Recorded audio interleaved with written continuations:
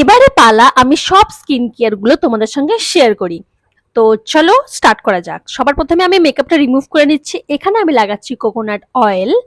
Coconut oil দিয়ে 90% makeup remove করার পরে আমি এখানে গার্নিয়ারের মেকআপ রিমুভার লাগাচ্ছি, যেটা পুরোপুরি আমার মেকআপটাকে ভালো করে ক্লিন করে দেবে। কারণ মেকআপের পর কিন্তু ডাবল ক্লিনজিং করাটা খুবই দরকার। তারপরে আমি এখানে ফক্সটেলের ফেস ওয়াশটা লাগাচ্ছি, যেটা এখানে প্রিটেন্ডও করছে কি এটা মেকআপ ক্লিনজার বলেও। তো চলো ট্রাই করছি। এই ফেস ওয়াশটা আছে অল স্কিন টাইপ, আর এখানে আমি নিজের চোখেও লাগাচ্ছি, আর কোনো রকম ইরিটেশন হচ্ছে না, যেটা আমার সব থেকে বেশি ভালো লাগে ফেস ওয়াশের ক্ষেত্রে। কি চোখ জ্বালা করে, এখানে ওটা হচ্ছে না।